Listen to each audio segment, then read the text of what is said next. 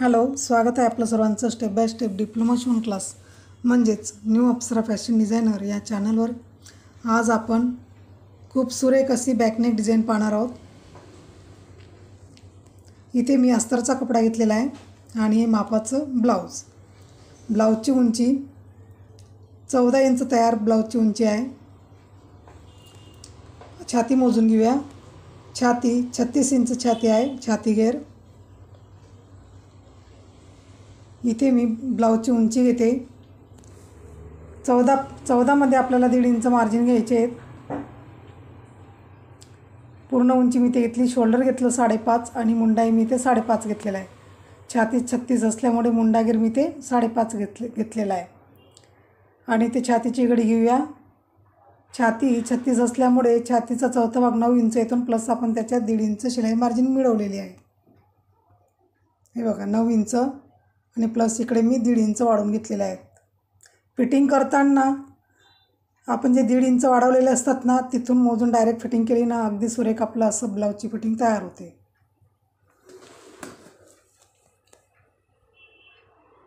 या साईडला झाली आपली ही मार्जिन शिलाई.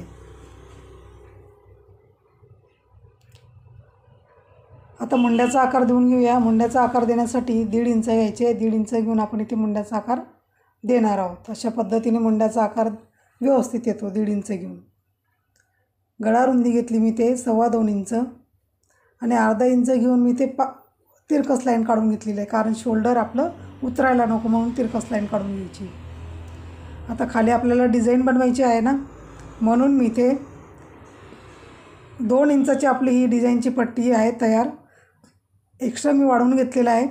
तुम्हाला आधीच सांगितलं मी ब्लाऊजची उंची 14 इंच आहे. 14 मध्ये आपल्याला 1.5 इंच मार्जिन घ्यायचे. 1.5 इंच मार्जिन घेऊन आपण एक्स्ट्रा 1 इंच इथे मी मिळवलेले आहे. इथे डिझाईन घेऊया.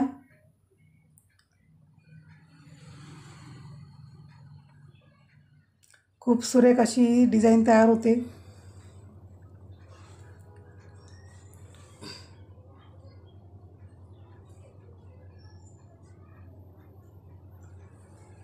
बॅकनेक डिझाईन इथे आपली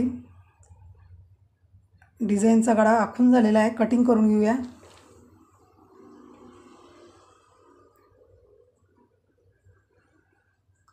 आणि मी ते स्टेप बाय स्टेप व्हिडिओसुद्धा टाकलेले असतात, तेही तुम्ही नक्की बघत जा जर तुम्ही बघितले नसतील तर.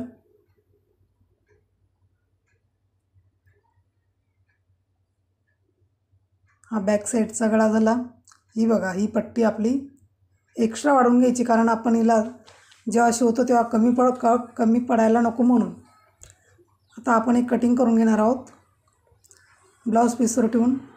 ब्लाऊज पीसला म्हणजे हे जे ब्लाऊज पीसचा कपडा आहे याला पाठीमागे डिझाईन दिलेली आहे. ती डिझाईन आपण कट करणार आहोत. ती डिझाईन मी ते कट करून घेतली. व्यवस्थित असं कटिंग करून घ्यायचं. हा झाला पूर्ण भाग. पट्टी कटिंग करून घेऊया.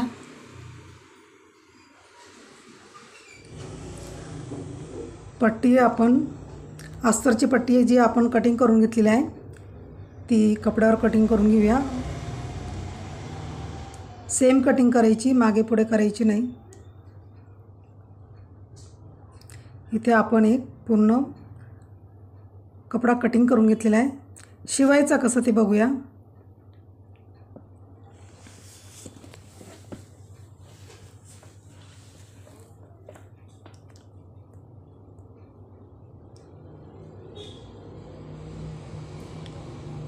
अस्तरचा कपडा हा मेन कपड्यावर ठेवून घ्यायचा.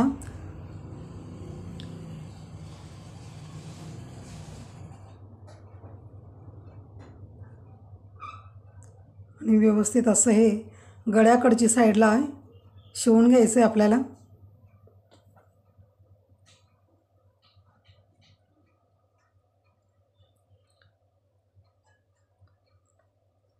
व्यवस्थित अशी इथं शिलाई लावून घ्यायची.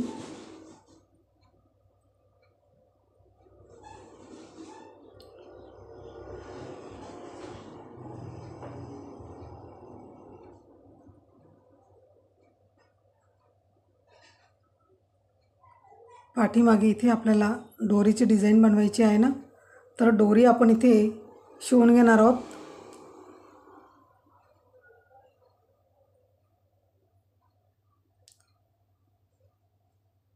बरोबर मध्यभागी जो पॉईंट आहे ना, त्याच ठिकाणी डोरी व्यवस्थित लावून घ्यायची. जर तुम्हाला कपड्याची डोरी बनवायची असेल तर कपड्याची डोरी बनवून लावा. मी रेडीमेड डोरी इथे लावून घेतलेली आहे. आणि जास्तीचा कपडा हा कटिंग करून घ्यायचा, कट लावायचं, म्हणजे कसं गळा अगदी आपला व्यवस्थित असा तयार होतो. पलटी करून घेऊया. खूप सुरेख अशी गळ्याची डिझाईन तयार होते. हे बघा.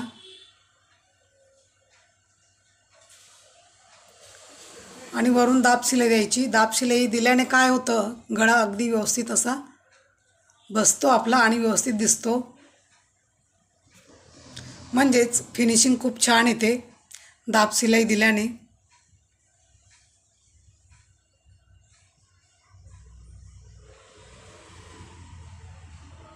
व्यवस्थित असं डिझाईनच्या ठिकाणी फिरवून घ्यायचं आणि मग शिलाई लावायची.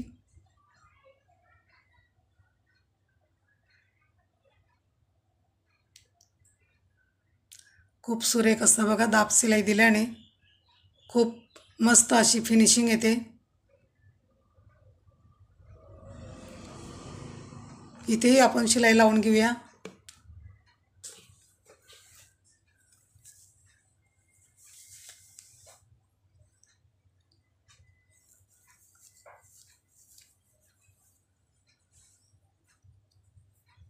आणि जो जास्तीचा कपडा आहे तो कटिंग करून घ्यायचा.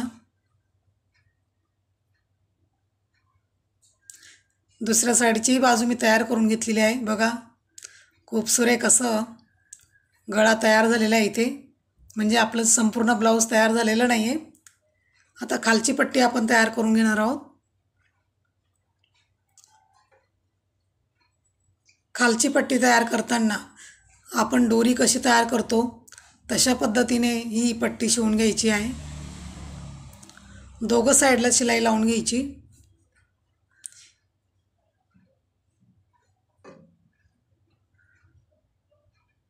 इथे दोघं साईडला शिलाई लावून घेतलेली आहे. सुई धाग्याने पलटी करायची ही पट्टी. जर तुमच्याकडे बारीक टेस्टर असेल तर टेस्टरने सुद्धा ही पलटी होते, कारण चौडी पट्टी आहे ना. टेस्टरने सुद्धा आपण हिला पलटी करू शकतो. मी सुई धाग्यानेच करून घेतले इथे, कारण आधीच सुईमध्ये धागा ओवलेला होता म्हणून मी सुई धाग्याने करून घेतलं.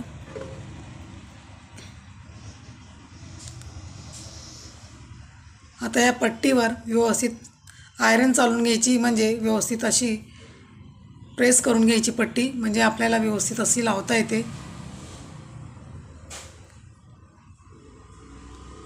आता ही पट्टी आपण गळ्याला लावून घेऊया.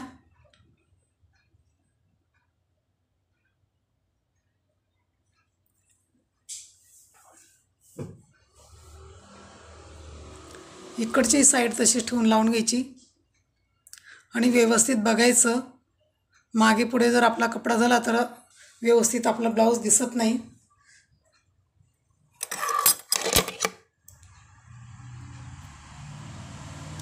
आणि व्यवस्थित अशी डबल शिलाई लावून घ्यायची.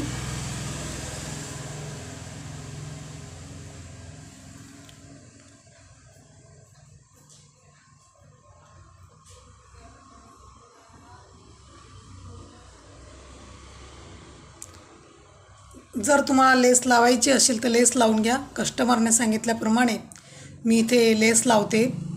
लेस नाही लावली तरी चालते. जर पूर्ण प्लेन कपडा असेल तर अगदी सुरेख ही डिझाईन दिसते,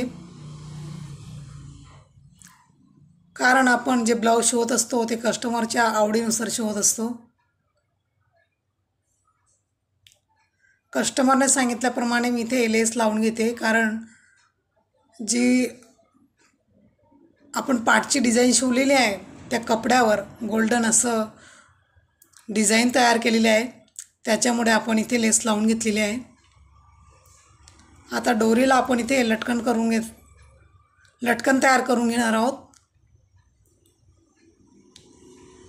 आणि लटकनची डिझाईन तुम्हाला ज्याप्रमाणे डिझाईन हवी असेल त्याप्रमाणे तुम्ही लटकनची डिझाईन तयार करू शकतात।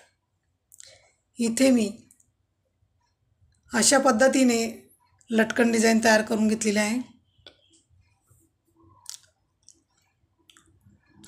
लटकन तर रेडीमेडसुद्धा मिळतात, पण रेडीमेड लटकन घेण्यापेक्षा कपड्याचंच लटकन तयार केलं ना तर जास्त दिवस टिकतात। खूप सुरेख असं बघा आपण इथे लटकन तयार करून घेतलेलं आहे। रोज लटकन आहे बघा, हे खूप सुरेख असं हे लटकन आपण इथे तयार करून घेतलेलं आहे। आणि जर तुम्हाला आपली बॅकनेक डिझाईन आवडली असेल तर नक्की लाईक करा, शेअर करा आणि आपल्या या चॅनलला सबस्क्राईब करायला विसरू नका, कारण इथे मी स्टेप बाय स्टेप व्हिडिओसुद्धा टाकत असते। ज्यांना सुरुवातीपासून शिवण क्लास करण्याची इच्छा आहे त्यांच्यासाठी मी इथे सुरुवातीपासून शिवण क्लाससाठी A to Z मी इथे पहिल्यापासून व्हिडिओ टाकते। तुम्ही नक्की या चॅनलवर जाऊन आपले व्हिडिओ बघा आणि हा व्हिडिओ तुम्हाला कसा वाटला मला नक्की कमेंट करून सांगा। जर आपली बॅकनेक डिझाईन आवडली असेल तर नक्की चॅनलला लाईक करा, शेअर करा आणि सबस्क्राईब करून घ्या। असे छान छान नवीन व्हिडिओ पाहण्यासाठी